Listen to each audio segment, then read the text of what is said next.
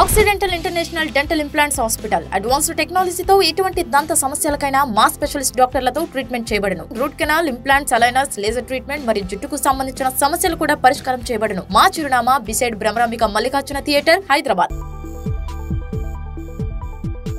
Hi, this is Dr. Madhuri, founder of Occidental, which is located near J2 Metro, Hyderabad.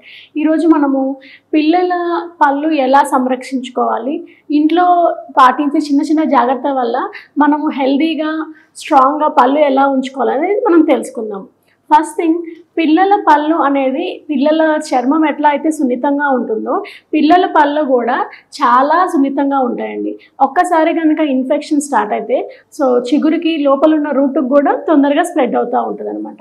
ఏంది దానికి గల కారణము అంటే, ఏదైతే బేసికల్గా ఎనామిల్, డెంటిన్, పల్పల్ లేయర్స్ ఉంటాయో పళ్ళల్లో, పిల్లల మధ్యలో ఆ గ్యాప్స్ అనేది చాలా తక్కువ ఉంటుందన్నమాట. గ్యాప్స్ తక్కువ ఉండటం వల్ల చాలా తొందరగా స్ప్రెడ్ అవుతూ ఉంటుంది. దీనికి మనం ఏం చేయాలి అంటే, బేసిక్గా మనం చిన్న చిన్న సింపుల్ స్టెప్స్ ఫాలో అవటం వల్ల 80 to 90% ఆఫ్ పళ్ళ సమస్యలు అనేది మనం అవాయిడ్ చేయొచ్చు. ఆ బేసిక్ సింపుల్ స్టెప్స్ ఏంటి అంటే, first thing brushing. 2 times brushing చేయించడం. ఆ బ్రషింగ్ కూడా చిన్నపిల్లలకి సర్క్యులేటరీ మోషన్ కుదిరితే సర్క్యులేటరీ మోషన్, లేకపోతే అప్ అండ్ డౌన్. ప్రాపర్ గైడ్ లైన్స్తో మీరు బ్రషింగ్ టెక్నిక్ పిల్లలకి అలవాటు చేయాలి. అలవాటు చేసి పిల్లలు సరిగ్గా చేసుకుంటున్నారో లేదో మానిటర్ చేయాలి. అదే కనుక మీకేమన్నా పిల్లలు సరిగ్గా చేసుకోవట్లేదు అనిపిస్తే అట్లీస్ట్ ఒక 6 years వచ్చే వరకు మీరే బ్రష్ చేస్తూ ఉండాలి.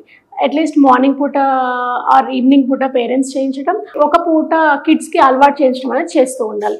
బ్రషింగ్తో పాటు టంగ్ క్లీనింగ్ చేయించడం, దాంతోపాటు మనము పంటి దగ్గర ఉన్న చిగురు కూడా మసాజ్ చేస్తూ ఉండాలి. ఆ మసాజ్ చేయటం వల్ల చిగురు, దానివల్ల బ్లడ్ సర్క్యులేషన్ పెరగటం వల్ల లోపల ఉన్న పన్ను కానీ బోన్ కానీ చాలా స్ట్రాంగ్గా ఉంటుందన్నమాట.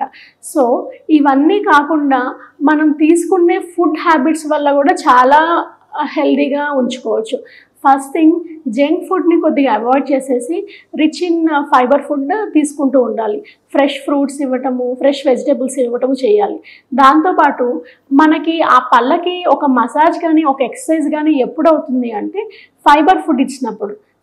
మీకు కనుక గుర్తుంటే, మీరు చిన్నప్పుడు ఒక జామ పండు తిన్నా, ఒక యాపిల్ పండు తిన్నా కొరుక్కొని తినేవాళ్ళు. కానీ ఇప్పుడు కాలంలో నీట్గా కట్ చేసి పీసెస్ ఇస్తున్నారు. ఆ పీసెస్ ఇవ్వటం వల్ల ఆ మజిల్కి అనేది ఒక ఎక్సర్సైజ్ ఉండట్లేదు. డెఫినెట్గా హోల్ ఫ్రూట్ అనేది మీ కిడ్స్కి ఇస్తూ ఉండండి. దాంతోపాటు కొద్దిగా ఫైబర్ ఉన్న ఎక్కువ ఫుడ్ని కూడా హ్యాబిట్ చేయండి. ఇప్పుడు షుగర్ కేన్ పీసెస్ ఉన్నాయని కూడా, sugar cane, let him eat the sugar cane, not the sugar cane juice. ఆ పీచు పదార్థం కనుక వాళ్ళు తిన్నప్పుడే అది సెల్ఫ్ క్లిన్జింగ్గా యాక్ట్ అవుతుంది. ఒక యాపిల్ కావచ్చు, ఒక షుగర్ కేన్ కావచ్చు, ఒక క్యారెట్ కావచ్చు, ఇవన్నీ ఏంటి అంటే న్యాచురల్ క్లిన్జింగ్, అంటే న్యాచురల్ బ్రష్ లాగా యాక్ట్ అవుతూ ఉంటాయి అన్నమాట. ఇలాంటి ఫుడ్ అనేది మీరు అలవాటు చేస్తూ ఉండాలి.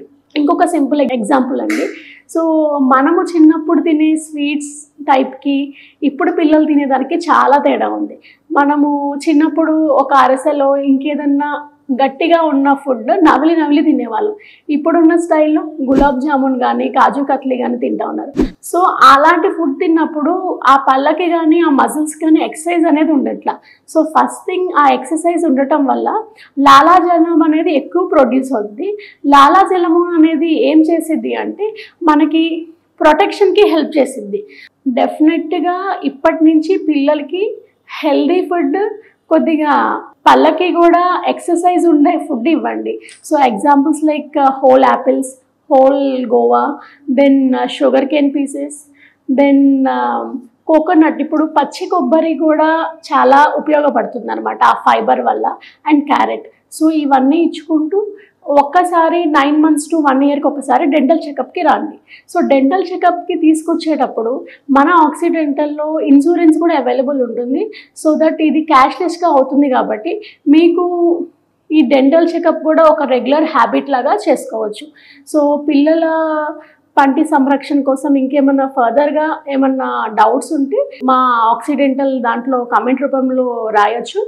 యాజ్ ఎర్లీ యాజ్ పాసిబుల్ మేము దానికి రిప్లై ఇవ్వడం అనేది జరుగుతుంది.